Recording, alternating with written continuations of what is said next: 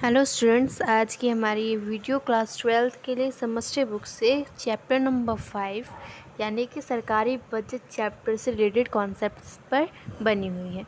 ठीक है, तो हम जो हैं इस लास्ट वीडियो में हमारे सरकारी बजट के उद्देश्य क्या हैं उसमें 2 पॉइंट्स यानी कि 2 टॉपिक्स हम कवर कर चुके थे। एक तो जीडीपी ग्रोथ और दूसरा था संसाधनों का आवंटन। आज हम हैं उससे नेक्स्ट उद्देश्यों को डिफ़ाइन करने वाले हैं। ठीक है, कि उसके आगे बाकी के जो उद्देश्य हमारे रह गए थे उसको आज हम इस वीडियो में डिस्कस करने वाले हैं। तो चलिए इसी के साथ हम आगे बढ़ते हैं। ठीक है, तो हमारा जो नेक्स्ट है वो है हमारा थर्ड है सार्वजनिक वस्तुओं का प्रावधान। सार्वजनिक वस्तुओं का प्रावधान, देखिए सार्वजनिक वस्तुओं से ही आप यहाँ समझ गए होंगे कि यहाँ पर जिन वस्तुओं की बात की जा रही है वो सार्वजनिक है, यानी कि सभी के लिए उपयोगी है, किसी एक के लिए स्पेशली नहीं बनाई गई है। ठीक है, तो आप जानते हैं कि गवर्नमेंट का कोई भी काम सीधा उसका पहला टारगेट क्या होता है कि समाज का कल्याण हो सके। ठीक है, जनता का कल्याण हो सके। इसीलिए समाज जनता के कल्याण के लिए हमारी जो गवर्नमेंट है कुछ ऐसी वस्तुओं का प्रावधान करती है, कुछ ऐसी वस्तुओं को हमारे लिए अवेलेबल कराती है जिससे हमारे कल्याण में वृद्धि होती है। ठीक है, तो यहाँ देखिए हम पढ़ते हैं कि सरकार जो है अर्थव्यवस्था में मांग तथा पूर्ति शक्तियाँ सार्वजनिक वस्तुओं के प्राप्त उत्पादन में अनुमति नहीं देती है। यानी कि कह सकते हैं कि हमारे मार्केट में जो मांग और पूर्ति की शक्तियाँ जो काम कर रही हैं उनसे सार्वजनिक वस्तुओं, ठीक है, जो हमारी सार्वजनिक वस्तुएं हैं उसके लिए प्राप्त उत्पादन की अनुमति नहीं दे सकती है। यानी कि हमारी जो सार्वजनिक वस्तुओं का जो उत्पादन होता है वही हमारे मार्केट में मांग और पूर्ति पर उसका जो असर है वो एकदम से अफेक्ट नहीं डाल सकती। सार्वजनिक वस्तुएं हो गई अलग और हमारी मांग और पूर्ति हो गई हैं अलग। ठीक है, जिसको मार्केट प्राइस पे चलाते, लेकिन सार्वजनिक वस्तुएं वो हैं जो मार्केट प्राइस पर नहीं चल रही हैं। ठीक है, आगे देखिए ये वे वस्तुएं हैं जो लोगों की सामूहिक आवश्यकताओं पर को संतुष्ट करती हैं। एक मिनट। दूसरी तरफ ये क्या है कि सार्वजनिक वस्तुओं जो हैं ये क्या है, सार्वजनिक यानी कि सामूहिक आवश्यकताओं को संतुष्ट करती हैं। ठीक है, तो यानी कि ये क्या है, पूरे समाज यानी एक समूह को संतुष्ट करती, किसी एक विशेष पर इसका कोई फोकस नहीं होता है। ठीक है, जैसे कि देश का कानून है, हमारा जो देश का कानून है वो क्या है, किसी एक के लिए नहीं बना है बल्कि हमारे पूरे देश में जितनी भी जनता रह रही है उन सब के लिए बराबर है, इक्वल है। सबके अपने अपने क्या दिए गए हैं, मतलब उनके हक के लिए लड़ने के लिए हर चीज़ उसमें क्या है हमारे लिए अवेलेबल कराई गई है। ठीक है, इसी तरीके से हमारा प्रशासन है कि हमारी जो प्रशासन यानी कि हमारी जो गवर्नमेंट आती है, हम जिस क्षेत्र में रहते हैं उस क्षेत्र की जो गवर्नमेंट आती है वो भी क्या है, मान लेते हैं अगर बिहार के सीएम नीतीश कुमार है तो बिहार में रहने वाली पूरी जनता के समूह के लिए उनका सीएम कौन हो जाएगा, नीतीश कुमार ही होगा। इनके लिए कोई अलग अलग विशेष लोग काम नहीं करेंगे। ठीक है, तो यानी इस तरीके से अगर सार्वजनिक वस्तुओं का उदाहरण दिया जाए जो हमारी गवर्नमेंट अवेलेबल कराती है तो उसमें क्या कह सकते हैं कि देश का कानून है, प्रशासन है, सुरक्षा है। ठीक है, और उसके बाद सार्वजनिक वस्तुओं के क्या है उदाहरण है, कोषों के बजटीय आवंटन के माध्यम से लोगों को ये वस्तुएं प्राप्त मात्रा में प्रदान की जाती हैं। यानी कि जो बजट तैयार किया जाता है, उनके जो कोष तैयार किए जाते हैं बजट में, ठीक है, तो उन कोषों के माध्यम से क्या ये समूह को संतुष्ट किया जाता है। ठीक है, तो होप कि आपको ये चीज़ समझ गई होगी कि क्या है सार्वजनिक वस्तुओं का प्रावधान। ठीक है, नेक्स्ट जो है हमारा नेक्स्ट है वो आय तथा संपत्ति का पुनः वितरण, मोस्ट इम्पॉर्टेंट। ठीक है, तो ये क्या है आपको 5 मार्क्स में पूछ देता है, तो ये तो मोस्ट इम्पॉर्टेंट है। कि सेकंड है संसाधनों का आवंटन और आपका एक जीडीपी ग्रोथ, मैंने आपको बताया था कि 5 मार्क्स में उसको कैसे कैसे आप डील कर सकते हैं। ठीक है, तो यानी कि ये तो 3 जो पॉइंट्स हैं ये आपके बजट के काफ़ी मतलब स्ट्रॉन्ग पॉइंट्स हैं जो कि 5 मार्क्स में आपको डील करने के लिए मिल जाते हैं एग्ज़ाम्स में। ठीक है, तो यहाँ आप चलते हैं, हमारा जो नेक्स्ट है वो है आय तथा संपत्ति का पुनः वितरण। ठीक है, तो यहाँ पर पुनः वितरण हो रहा है। पहले यहाँ पर क्या है, आपने इससे पहले पढ़ा संसाधनों का आवंटन, लेकिन यहाँ पर आय तथा संपत्ति का पुनः वितरण, यानी कि यहाँ पर इस तरीके से वितरण किया जाएगा कि सबके बीच इक्वालिटी, समानता बनी रहे। ठीक है, तो यहाँ देखिए कि गवर्नमेंट अपनी कौन सी नीति अपनाती है इस समानता को लाने के लिए। तो देखिए, सरकारी बजट से सरकार के कराधान तथा आर्थिक सहायता संबंधी नीतियों का ज्ञान प्राप्त होता है। यानी कि यहाँ पर देखिए कि गवर्नमेंट जो बजट तैयार करती हैं, ठीक है, उससे उनके कराधान, वो उस बजट के अंदर जो है, ठीक है, वो सारी चीज़ें मैंने कहा कि आप उनको कहाँ कहाँ से मिलने वाला है, कहाँ कहाँ से प्राप्तियाँ होंगी, कहाँ कहाँ उनको व्यय करना पड़ेगा, ठीक है, वो सारा ब्यौरा क्या करते हैं, वो अपना सरकारी बजट में तैयार करते हैं। तो जाहिर सी बात है, उनको इनकम जहाँ से हो रही होगी, जिस सोर्स से हो रही होगी, वो सोर्स को में अवेलेबल करेंगे।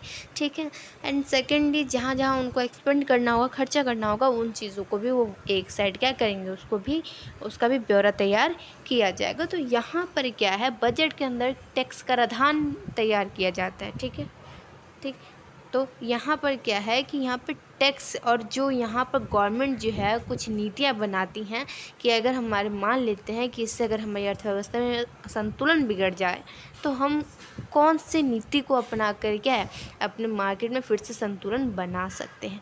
ठीक है, तो यानी कि बजट जो है वो हमें क्या क्या बता देता है कि उसकी कराधान की व्यवस्था क्या क्या है और क्या है उसकी नीतियाँ कौन कौन सी। ठीक है, तो देखिए, आय तथा संपत्ति का पुनः वितरण क्या कहना चाहता है कि अर्थव्यवस्था में आय और संपत्ति के बंटवारे में सुधार लाने हेतु, यानी कि अर्थव्यवस्था के अंतर्गत आय और संपत्ति में जितना जो बंटवारा किया जाता है उसमें अगर सुधार लाने की बात कही जाए, तो ये सुधार से गवर्नमेंट लाती कैसे। तो देखिए, सरकार कराधान तथा आर्थिक सहायता के वित्तीय उपकरणों का उपयोग करती है।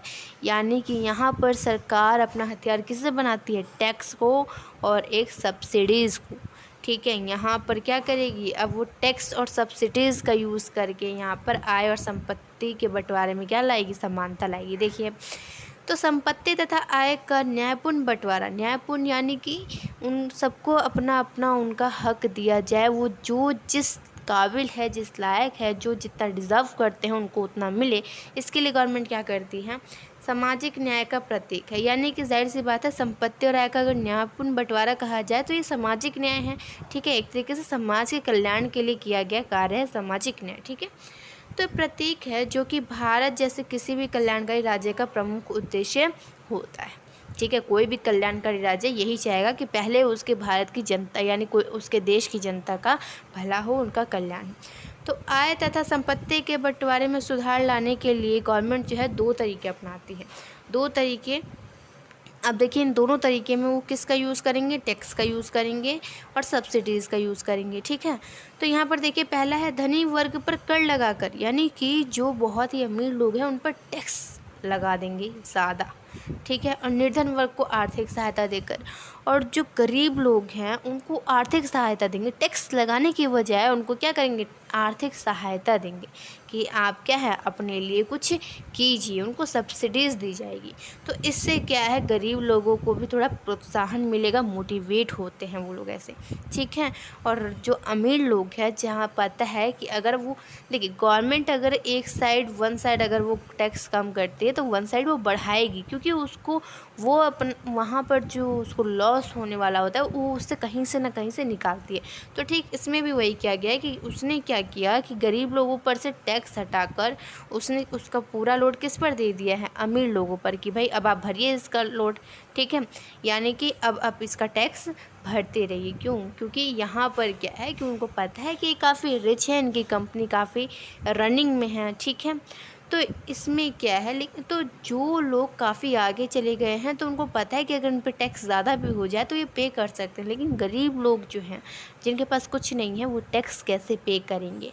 ठीक है, तो इसलिए क्या किया गया है, यहाँ पर गरीब लोगों को टैक्स फ्री किया गया, उनको सब्सिडीज़ दी गई हैं, और यहाँ पर अमीर लोगों पर टैक्स लगा दिया गया है। सेकंड क्या किया गया है कि निर्धनता रेखा से नीचे रहने वाले जो BPL लोग होते हैं उनको क्या, न्यूनतम कीमत पर खाद्यान्न, ठीक है, खाद्यान्न की पूर्ति, जो आप कहते हैं ना राशन कार्ड जो बनता है आपका, ठीक है, तो राशन लेने जाते हैं जहाँ पर 1 रुपये 2 रुपये हर चीज़ आपको क्या है, अनाज आपको उपलब्ध होती है काफ़ी कम कीमतों पर।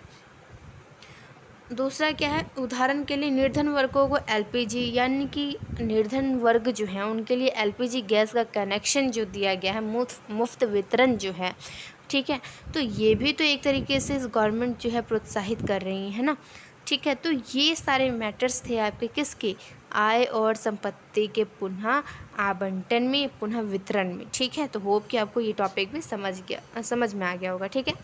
अब हमारा उद्देश्य में लास्ट टॉपिक जो है वो है आर्थिक स्थिरता, ठीक है। अब देखिए आर्थिक स्थिरता क्या कहनी चाहते हैं। आर्थिक स्थिरता का क्या मतलब है कि आपका इकोनॉमिक लेवल जो है, जहाँ पर ना तो मतलब आपकी, यानी कि आपकी इकोनॉमिक बैलेंस्ड होनी चाहिए, ठीक है, अनबैलेंस्ड ना हो जाए। ऐसा ना हो कि आपके मार्केट में महंगाई ज़्यादा हो रही है या फिर मंदी ज़्यादा हो गई है, ठीक है। तो यहाँ देखिए क्या कहना चाहती है, बाजार शक्तियों की स्वतंत्रता अंतःक्रिया के फलस्वरूप व्यापार चक्रों का समय समय पर आना अनिवार्य है। यानी कि देखिए व्यापार में कुछ चक्र ऐसे होते हैं जो एक पॉइंट पर आकर उनका आना तय है, ठीक है। जैसे कि हर साल कुछ ऐसे समय आ जाते हैं, कोई ऐसा टाइम आ जाता है जहाँ पर क्या है, मार्केट में हर चीज़ों का जो प्राइस है वो काफ़ी ज़्यादा बढ़ने लग जाती है, काफ़ी चीज़ें महंगी हो जाती हैं, ठीक है। या फिर कभी कभी एक ऐसा टाइम आता, हर साल में कभी ना कभी एक ऐसा टाइम आएगा कि ठीक है, कि हमारे मार्केट में जो चीज़ें हैं उनकी प्राइस कम होने लगे, ठीक है।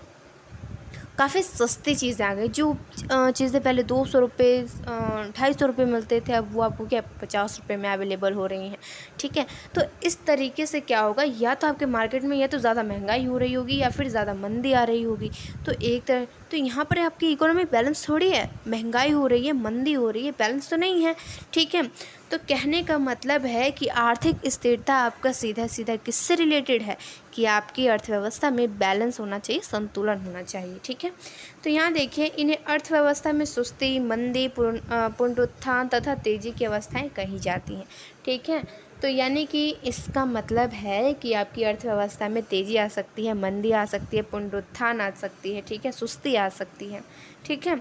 तो ये क्या है कि सरकार अर्थव्यवस्था के व्यापार चक्रों से सुरक्षित रखने के लिए सदा वचनबद्ध होती है। तो गवर्नमेंट जो है पहले से ही कुछ ऐसी नीतियाँ बना के चलती हैं जिससे वो क्या है कि अगर उनकी इकोनॉमी बैलेंस्ड नहीं रह पाती, अनबैलेंस हो जाती है, संतुलन नहीं रह पाती है, तो क्या कुछ अपनी नीतियों के द्वारा उसे संतुलन में ले आते हैं, ठीक है। और हमने पढ़ा था कि महंगाई और मंदी, हमने बैंकिंग वाले चैप्टर में पढ़ा था कि किस तरीके से महंगाई और मंदी यानी कि स्फीति और अविस्फीति को जो हैंडल किया जाता है, ठीक है। उसके लिए गवर्नमेंट कुछ अपने रूल्स बनाती है जिससे अर्थव्यवस्था में क्या हो जाए, बैलेंस्ड हो जाए सब कुछ, ठीक है। तो यहाँ पर देखिए एक महत्वपूर्ण नीतिगत उपकरण है बजट, ठीक है।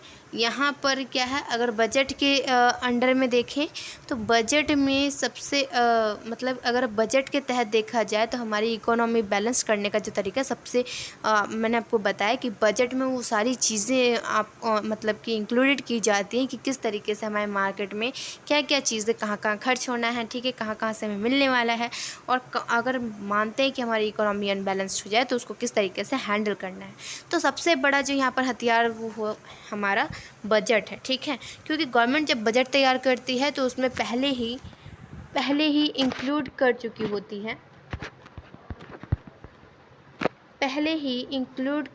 होती है, कि वो उसमें, ठीक है, कि क्या उसमें वो उसको कौन कौन सी नीतियाँ अपनानी है, ठीक है। तो यहाँ पर देखिए कि एक महत्वपूर्ण नीतिगत उपकरण है जिसके प्रयोग द्वारा वह अस्फीति तथा मुद्रास्फीति की स्थितियों को ठीक करता है। यानी बजट ही एक ऐसा हथियार है यहाँ पर जिसके ज़रिए वो जो हमारे मार्केट में महंगाई है तब या फिर मंदी आ जाए तब उसको वो नीति के ज़रिए ठीक करता है, ठीक है। ऐसा करके सरकार आर्थिक स्थिरता की स्थिति को प्राप्त करने का प्रयत्न करता है। ये ऐसा क्यों करते हैं, ताकि उनकी जो इकोनॉमी पहले बैलेंस थी ठीक उसी तरीके से उसी लेवल पर आ जाए, ठीक है। आर्थिक स्थिरता ही निवेश की, देखिए, तो आर्थिक स्थिरता ही निवेश की प्रेरणा को प्रोत्साहित करती है। यानी कि हमारी जो बैलेंस्ड इकोनॉमी है वही क्या है, इन्वेस्टमेंट को काफ़ी मोटिवेट करती है, ठीक है। एक अनबैलेंस्ड इकोनॉमी में जहाँ पर महंगाई ज़्यादा हो तो वहाँ पर कोई इन्वेस्ट करने के लिए मोटिवेट हो ही नहीं सकता, ठीक है। क्योंकि पहले से ही पता है कि जो चीज़ें पहले से ही मार्केट में मतलब अवेलेबल हैं, उनके प्राइस तो पहले से ही ज़्यादा हैं, लोग उन्हें ही नहीं खरीद पा रहे हैं, तो अब वो ज़्यादा उत्पादन करके क्या करेंगे। इसीलिए वो निवेश के लिए डीमोटिवेट हो जाते हैं, ठीक है, इन्वेस्टमेंट नहीं कर पाते हैं ज़्यादा। जब मंदी की स्थिति होती है तो मंदी में क्या होती है कि अगर आप ज़्यादा उत्पादन कर भी देते हैं तो आपकी चीज़ों की कीमत तो मतलब ज़रूरत से ज़्यादा कम लगती जा रही है ना, ज़रूरत से ज़्यादा उसकी कीमत घटती जा रही। तो वहाँ पर क्या है, आप अब बताइए, जो चीज़ें आपकी पहले 200-250 में बिक रही थी अब सीधा 50 रुपये में बिक रही हैं, तो ये तो आप घाटे में चल रहे हैं ना, ठीक है। तो यहाँ पर भी जो है उत्पादक एक बार के लिए यहाँ पर निवेश करने के लिए वो भी क्या है, यहाँ पर डीमोटिवेट हो जाते हैं। तो जब इकोनॉमी हमारी बैलेंस्ड होती है तो उसमें क्या है, हर हर व्यक्ति, हर उत्पादक क्या है, निवेश करने के लिए प्रोत्साहित होता है, ठीक है। और इससे क्या होता है, जब निवेश प्रोत्साहित होता है तो इससे समृद्धि और विकास की गति हमारी तेज हो जाती है, ठीक है। तो यही था हमारा क्या, आर्थिक स्थिरता, ठीक है। तो होप कि आपको जो है हमारी सरकारी बजट के उद्देश्यों में मैंने आपको 5 पॉइंट्स डिस्कस करके बताए हैं। पाँचों के पाँचों पॉइंट आपको डिस्कस करते टाइम अच्छे से समझ आ गए होंगे, ठीक है। तो इसके लिए थैंक यू।